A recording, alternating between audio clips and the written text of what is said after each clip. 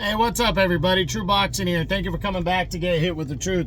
So today we are doing the 2023 top 10s, as we are going to look at my number 6 super welterweight in the world right now at 154 pounds, contender Jesus Ramos. Now, before we get into that, if you could smash the like button, leave a comment, or subscribe to the channel, I really do appreciate any and all support that I can get as I continue to build my channel here. So Ramos entered the year not ranked. He just was undefeated contender on the rise. He hadn't really done much yet outside of avenge his uncle Abel's last defeat. But really, he was rolling in. We didn't know what we were going to get from him. And then a couple things happened. One, he went and defeated Joey Spencer, stopping him in the 7th round impressively. Spencer was thought to be, another prospect that people were looking at and into. And then following that, Brian Mendoza, a guy that Ramos had defeated decisively by a decision, went and pulled off a major upset, knocking out Sebastian Fundora cold. And that really gave Jesus Ramos some play. Because Ramos really kind of shot up with those two things combined. A win over Spencer, and then the fact that he had a win over Brian Mendoza, who is now sitting pretty towards the top of 154. So at 20, he's 22 years old now, but he would go into a big-time fight where he was the favorite against former world title challenger Erickson Lubin. I thought it was a 50-50 fight, and I picked Lubin to win, but I really thought it could have went either way. Well, first half of the fight, Ramos seemingly did, it was close, and it was really close throughout, because when Ramos got Lubin against the ropes, he was landing body shots, and Lubin wasn't throwing a lot. But when they were in the middle of the ring, Lubin seemed to be doing a little bit more, but it really didn't seem like a lot, and it ended up being, in what I thought was going to be the best fight of that, it ended up being like an ugly kind of workman-like performance out of both fighters.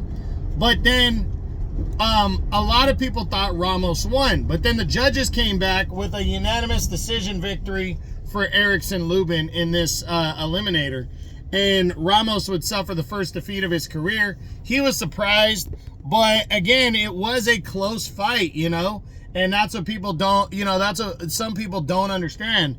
But it was kind of an ugly, close fight where he really didn't let his hands go, and it kind of cost him. Well, he fell into this 4-man mix of guys who had all beaten each other, between Fundora, Mendoza, Erickson Lubin, and Jesus Ramos. Well, Ramos got the bottom spot because of his because I went more off of the recent victories and how big the win was. His win over Mendoza was in 2021, but hasn't really had a major win since then outside of knocking out Joey Spencer, who's not a top 10 guy. So he fell, when I was splitting hairs between all these 4 fighters, Ramos dropped to 6. That's where I have him. So right now, he's the WBC's number 4 contender. He's the IBF's number 5 contender. Overall, he's 20-1 with 16 knockouts. Still only 22 years old. So he has a chance to learn from his mistakes and bounce back.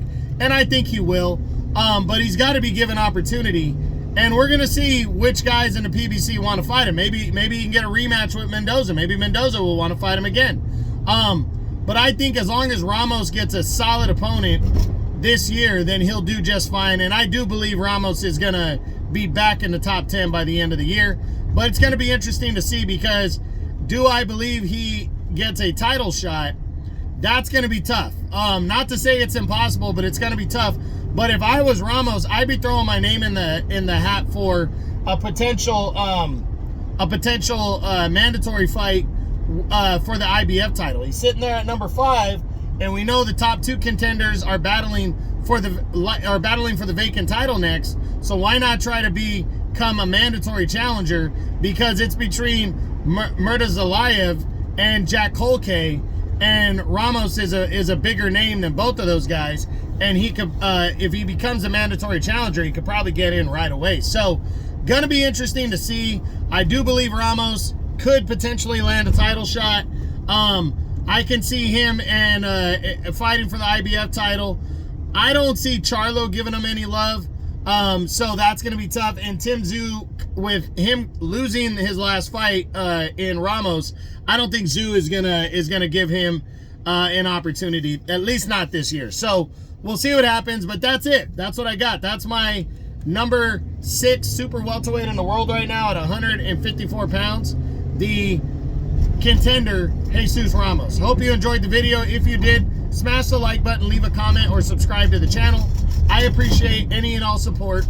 This is True Boxing. You've been hit with the truth.